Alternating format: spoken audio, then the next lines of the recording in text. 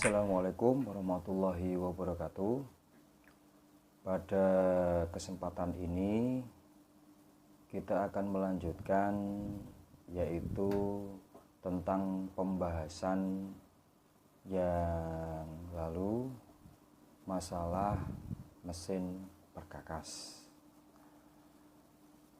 Pada pertemuan yang lalu kita sudah mempelajari pengertian, prinsip kerja, dan produk-produk dari mesin bubut.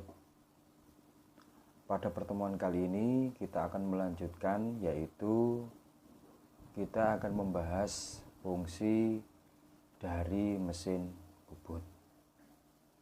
Sebelum kita mulai, marilah kita berdoa terlebih dahulu. Mudah-mudahan pembahasan yang akan kita lakukan hari ini lancar, tidak ada aral suatu apapun. Amin ya robbal alamin. Baiklah, mari kita mulai dengan mengucap bismillahirrahmanirrahim. Pembelajaran pada pagi hari ini akan kita mulai. Bismillahirrahmanirrahim. Yang pertama adalah fungsi dari mesin bubut. Mesin bubut biasanya untuk pengerjaan bidang-bidang silinder, baik luar maupun dalam, dan juga bidang rata atau membubut rata, bidang tirus atau kerucut, dan membubut ulir. Pembubut juga dapat digunakan untuk membubut kenop, memotong ulir, atau membubut tirus. Pada gambar berikut dapat dilihat bentuk-bentuk benda kerja yang dapat dibuat oleh mesin bubut. Di antaranya facing, taper tuning, contour tuning, form tuning, cut off, threading, boring, drilling, knuckling, dan chamfering. Membubut lurus dan membubut rata. Membubut lurus adalah pembubutan memanjang atau sejajar benda kerja untuk mendapatkan ukuran diameter benda kerja yang digendaki. Pembubutan rata atau kita kenal dengan facing, yaitu meratakan permukaan pada bidang diameter benda kerja untuk menghasilkan pembubutan permukaan datar pada benda kerja. Pada proses pembubutan rata atau lurus, ada beberapa cara untuk mengikat benda kerja, yaitu tergantung dari ukuran panjangnya benda kerja. Pengukuran benda kerja yang berukuran relatif pendek dapat dilakukan dengan cara langsung diikat menggunakan cekam mesin. Pengikatan benda kerja yang berukuran relatif panjang pada bagian ujung yang menonjol keluar ditahan dengan senter putar. Sedangkan pengikatan benda kerja yang berukuran relatif panjang yang dikhawatirkan akan terjadi getaran pada bagian tengahnya, maka bagian tengahnya harus ditahan dengan penahan benda kerja atau steady rest.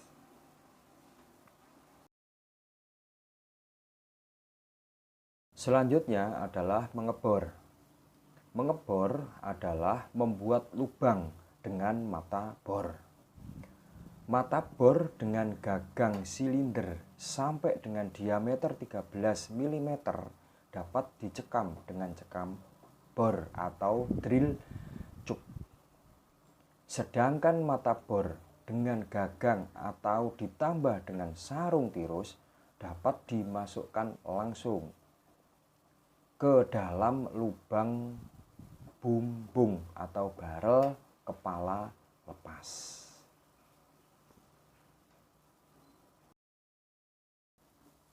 Proses pengeboran pada mesin bubut pada umumnya dilakukan untuk pekerjaan lanjutan, di antaranya pengetapan, pembesaran lubang atau boring, primer, ulir, dalam, dan lain-lain.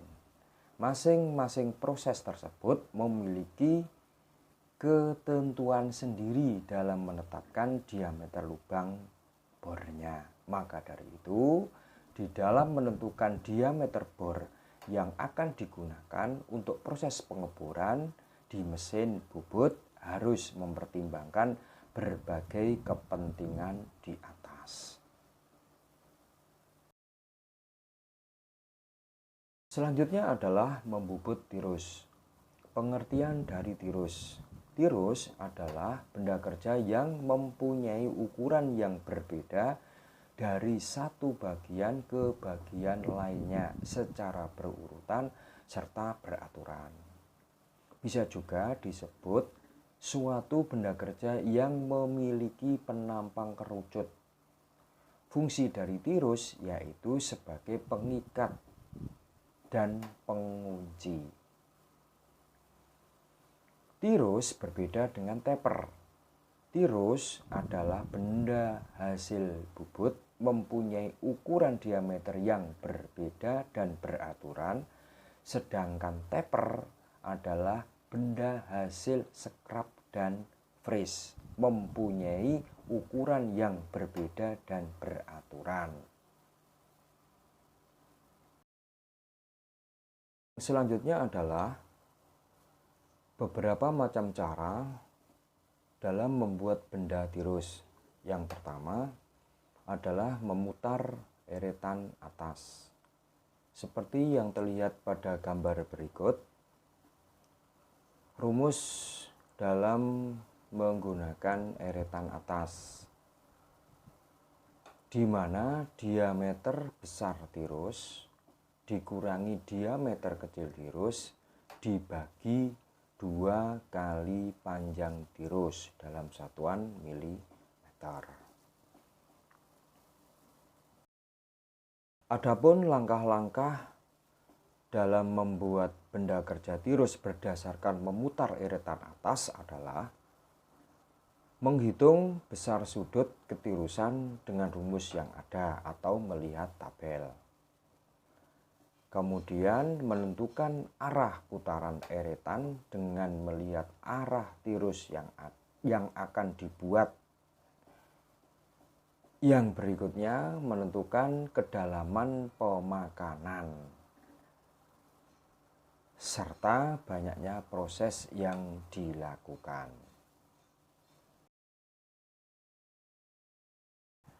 Adapun cara yang kedua adalah menggeser kepala lepas. Pada metode ini, langkah-langkahnya adalah yang pertama, proses pembuatan lubang senter pada kedua permukaan benda kerja memakai bor pemusat yang sesuai. Yang kedua, pemasangan benda kerja dengan sistem 2 senter. Adapun rumus untuk mencari besarnya pergeseran kepala lepas adalah sebagai berikut. X sama dengan L dibagi L kali D dikurangi D dibagi 2. Adapun X adalah besarnya pergeseran kepala, L panjang total benda kerja, D besar diameter terbesar, dan D kecil adalah diameter terkecil dalam satuan milimeter. Dan cara yang ketiga adalah menggunakan perlengkapan tirus.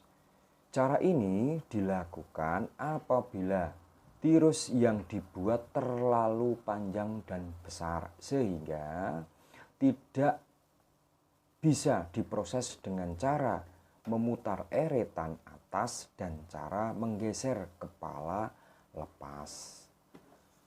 Adapun caranya adalah sebagai berikut dengan skema taper attachment seperti yang terlihat pada gambar berikut ini.